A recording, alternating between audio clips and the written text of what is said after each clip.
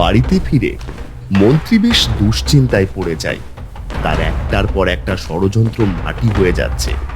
কিভাবে রাজা চন্দ্রকান্তকে গদি থেকে নামাবে এর কিছুই ভেবে পাচ্ছিল না মন্ত্রী। তান্ত্রিকের দেওয়া এই জবা ফুলের ক্ষমতাও তো ছিল মাত্র একদিন, সেটাও তো আজকে শেষ হয়ে যাবে। ওই দাসীটার জন্য এবারে ষড়যন্ত্রটা মাটি হয়ে গেল। না, আমাকে আবার ওই তান্ত্রিকের কাছে যেতে হবে। একমাত্র তিনি এই মুহূর্তে আমাকে সাহায্য করতে পারবেন। এদিকে সকালবেলা মন্ত্রীর হঠাৎ এমন আচরণে মহারাজ বেশ চমকে যায়। সে কিছুতেই বুঝে উঠতে পারে না যে মন্ত্রী হঠাৎ করে এমন আচরণ কেন করছিল। মহারাজ, আপনি কি কোনো কিছু নিয়ে গভীর চিন্তায় আছেন? হ্যাঁ রানী, আমি একটা বিষয় নিয়ে খুব চিন্তা করছি।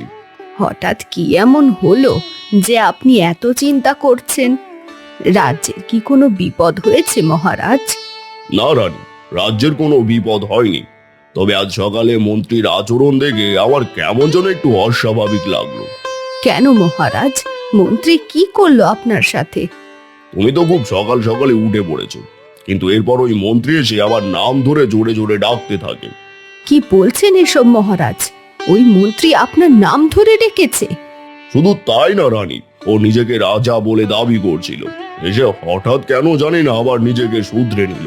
হয়তো রাতের ঘুম ঠিকভাবে হয়নি বলে মাথাটা এলোমেলো হয়েছিল, এই কারণে ভুল বলে ফেলেছে। এ নিয়ে তো চিন্তা করবেন না মহারাজ। আমার চিন্তাটা অন্যদিকে রানী। আমার মনে হচ্ছে মন্ত্রী আমাদের কোনো ক্ষতি করার চেষ্টা করেছিল, কিন্তু ঠিক কোথা থেকে যে আমার ক্ষতি করার চেষ্টা করছিল সেটাই বুঝতে পারছি না। মহারাজ, আপনি শান্ত হন। যেহেতু আমাদের কোনো ক্ষতি হয়নি, তাহলে বৃথা দুশ্চিন্তা করে লাভ নেই। তাছাড়া আমি বলি কি, আপনি তো সব সময় চোখ কান খোলা রেখেই চলেন। ও যদি আপনার কোনো ক্ষতি করার চেষ্টাও করে থাকে, তবুও কিছু করে উঠতে পারবে না। হ্যাঁ রানী, ঠিক বলেছ, তবে সাবধান হয়ে থাকা ভালো। আমার কেন জানি না মনে হচ্ছে কাজের কোনো মানুষ আমার বিরুদ্ধে গভীর ষড়যন্ত্রে লিপ্ত হয়েছে। এমন কিছুই হবে না মহারাজ। এখন আপনার কিছুদিন বিশ্রামের প্রয়োজন। আসুন, সকালের খাবারটা খেয়ে নিন, অনেক বেলা হয়ে গেছে।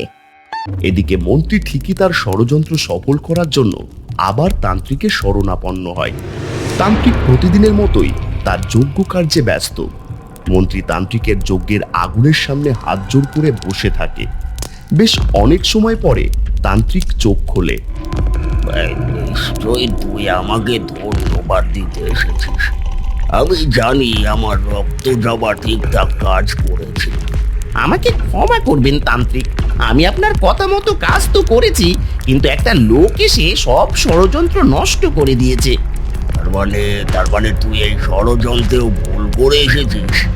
বিশ্বাস করুন তান্ত্রিক, আমি আপনার কথা মতো সেই রক্ত জবা ফুলটা রানীর বিছানার নিচে রেখেছিলাম, কিন্তু আমি জানতাম না ওই দাসী রেখা প্রতিদিন রানীর বিছানা ঝাড় দেয়। গত রাতে বিছানায় ঝাড় দেওয়ার সময় সেই রক্ত জবাটিকে ফেলে দেয়। না না না না, এ কিছুতেই হতে পারে না। ওই রাজা চন্দ্রকান্ত প্রতিবার কি করে এমন ভাবে বেঁচে যায়? আমার শক্তির মাঝে কিভাবে এমন বাধা আসতে পারে? মহারাজ চন্দ্রকান্ত আর আমাদের মাঝে ওই এক দাসী বাধা হয়ে আছে। আগে ওকে আমাদের পথ থেকে সরাতে হবে, তবে আমরা মহারাজ চন্দ্রকান্ত অব্দি পৌঁছে যেতে পারবো। চিন্তা করিস না, এবার আমি ওই দাসীকে সরানোর ব্যবস্থা করছি। এই বলে তান্ত্রিক চোখ বন্ধ করে আগুনের ভিতর নিজের ডান হাত ঢুকিয়ে দেয়। মন্ত্রী রীতিমতো অবাক হয়ে তাকিয়ে দেখতে থাকে এই দৃশ্য। একটু পরে তান্ত্রিকের হাতে একটা ছোট্ট ঘুঁটি চলে আসে। রাজ্যের শেষ প্রান্তে একটা শুকনো কুয়ো আছে, ওই কুয়ো এই ঘটির জল ঢেলে দিতে হবে। কুয়োর ভিতরে এই জল পড়ার সাথে সাথে কুয়োটা জলে ভর্তি হয়ে যাবে। এরপরে যে করে হোক ওই দাসীকে জল স্পর্শ করাতে হবে। স্পর্শ করলে কি হবে তান্ত্রিক? তাহলেই কি ও আমাদের পথ থেকে দূর হয়ে যাবে? হ্যাঁ, এই জল স্পর্শ করার সাথে সাথে ওই দাসী একটা পদ্ম ফুল হয়ে ওই কুয়োর জলে ভেসে থাকবে। তখন তোর আর মহারাজ চন্দ্রকান্তের মাঝে আর কোনো বাধা থাকবে না। তখনই আমি খুব সহজে আমার ষড়যন্ত্র সফল করে ফেলতে পারবো।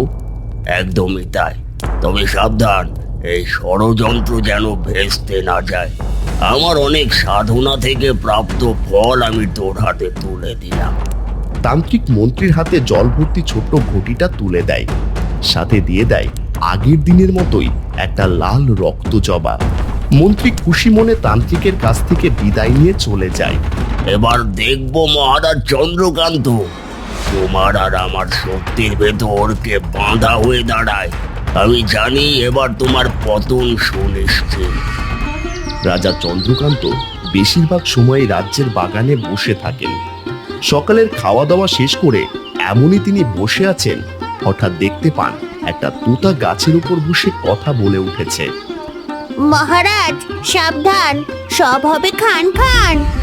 বাহ তোতা, তুমি তো দারুণ করে কথা বলতে পারো। আমার অনেক দিনের শখ একটা কথা বলা তোতা পুষবো। মহারাজ করছি আমি শপথ, সামনে আপনার বিপদ। আমার বিপদ? কিন্তু তুমি সেটা কি করে জানলে তোতা? আমি সব জানি, রাজ্যে কানাকানি। বিপদ আপদ সম্পর্কে জানি না, কিন্তু তোমার কথা শুনে আমার মনটা একেবারে ভালো হয়ে গেছে। তুমি এখন থেকে আমার সাথে এই রাজবাড়িতেই থেকে যাও। ঠিক আছে মহারাজ, আমি থাকবো, আপনাকে আপদ বিপদ থেকে বাঁচাবো। সব সময় দুঃখ আর দুশ্চিন্তা নিয়ে থাকা মহারাজ চন্দ্রকান্তের মুখে এক মুহূর্তে হাসি ফুটে ওঠে। একরাশ আনন্দ নিয়ে তিনি তোতার সাথে কথা বলতে থাকেন। এদিকে মন্ত্রী তান্ত্রিকের কথা মতো রাজ্যের শেষ প্রান্তে সেই শুকনো কুয়োর কাছে এসে পৌঁছায়। এটাই মনে হচ্ছে তান্ত্রিকের বলা সেই শুকনো কুয়ো। এবার তার কথা মতো ওই কুয়োর ভিতরে ঘটির জল ফেলে দিতে হবে। শুকনো কুয়োর ভিতর ঘটির জল ফেলতেই গোটা কুয়ো একেবারে জলে ভর্তি হয়ে যায়। সাথে সাথে মন্ত্রীর মুখে একটা কুটিল হাসি ফুটে ওঠে। ষড়যন্ত্রের জাল একদম ঠিকঠাক ভাবেই বিছিয়ে চলেছি। মনে হচ্ছে না যে এবার ওই মহারাজ চন্দ্রকান্ত কোনোভাবে পার পাবে। আপাতত এখানেই কাজ শেষ, বাকি কাজটাই বা রাজবাড়িতে গিয়ে করতে হবে। বেলা গড়িয়ে বিকেল হয়। মহারাজ তখনও তার কক্ষে বসে ওই তোতার সাথে কথা বলে চলেছে। রানী কক্ষে ঢুকে মহারাজের পাশে দাঁড়ায়। কি হলো মহারাজ, এই তোতাটাকে আপনি কোথায় পেলেন? সারাদিন দেখছি এই তোতার সাথেই কথা বলে যাচ্ছেন। খুবই ভালো একটা কথা বলা তোতা পেয়েছি রানী। আমার অতীত বর্তমান ভবিষ্যৎ সবকিছু একেবারে গড় গড় করে বলে দিচ্ছে। যাক, এবার তাহলে আপনাকে সঙ্গ দেওয়ার মতো কেউ একজন হলো। হ্যাঁ, তা যা বলেছো রানী, কিন্তু এই তোতা বলছে আমার সামনে নাকি বড় বিপদ আছে। শুনে তো আমি আবার দুশ্চিন্তায় পড়ে গেলাম। আপনি সামান্য তোতার কথায়ও দুশ্চিন্তায় পড়ে গেলেন মহারাজ? সব কথা কি আর ধরতে আছে?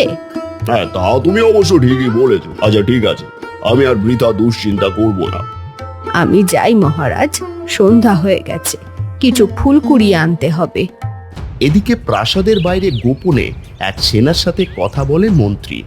লোকচক্ষুর আড়াল হওয়ায় কেউ এই বিষয়টা লক্ষ্য করে না।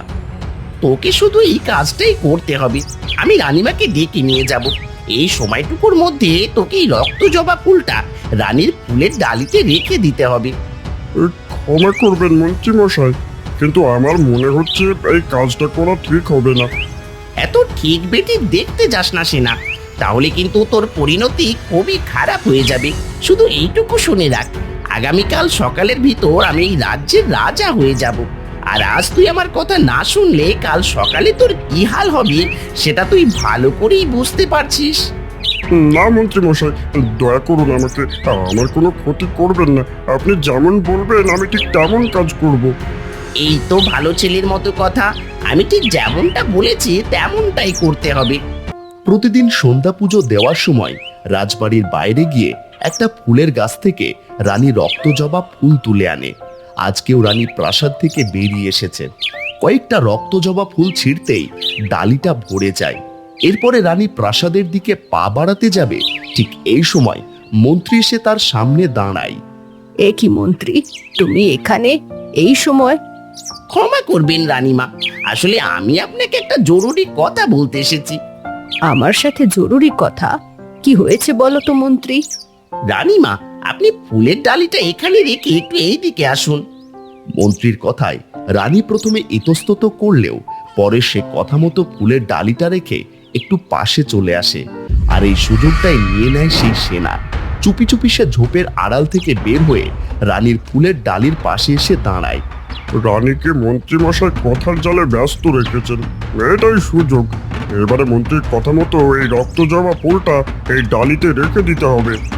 সেনা সাবধানে মন্ত্রীর দেওয়া রক্তজবা ফুলটা রানীর ডালিতে রেখে দেয়।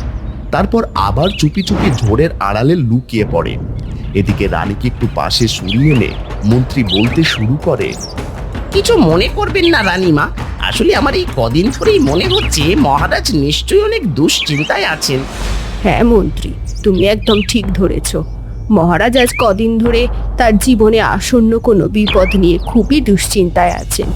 এতে করে প্রতিদিন তিনি একটু একটু করে অসুস্থ হয়ে পড়ছেন। রানীমা, মহারাজের এই দুশ্চিন্তা দূর করার পথ আমার একটা জানা আছে, তবে কাজটা ঠিকভাবে করতে হবে। কি করতে হবে বলো মন্ত্রী। আমাদের রাজ্যের শেষ প্রান্তে একটা কুয়ো আছে, সেই কুয়ো জলে ভর্তি।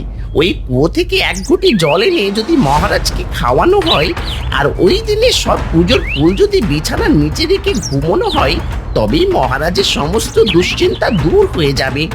কিন্তু মন্ত্রী, এখন তো অনেক রাত হয়ে গেছে, পূজার ফুলের ব্যবস্থা না হয় হয়ে গেছে, কিন্তু এই সময় আমার একা একা ওই কুয়ার পাড়ে যাওয়াটা তো নিরাপদ হবে না।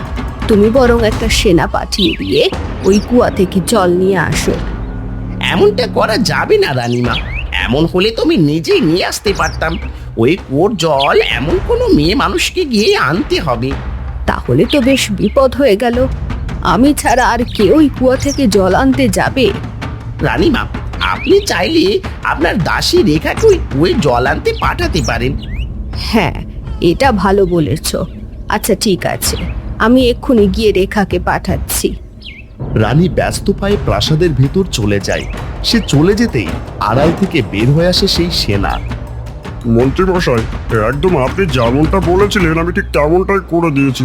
দয়া করে এবার আর আপনি আমার কোনো ক্ষতি করবেন না। নিশ্চিন্তে থাক, তোর কোনো ক্ষতি হবে না। আগামীকাল থেকে আমি এই রাজ্যের নতুন রাজা, তোর উপর সব সময় আমার সুদৃষ্টি থাকবে। আপাতত আমার কাজ শেষ, এখন যা হওয়ার সব আপনা থেকেই হয়ে যাবে। সবই তো শুনলে, এখন রাত নামার আগে তাড়াতাড়ি গিয়ে ওই কুয়া থেকে এক ঘটি জল নিয়ে এসো। ঠিক আছে রানীমা, কিন্তু মন্ত্রী মশাইয়ের কথায় এতটা বিশ্বাস করা কি ঠিক হচ্ছে?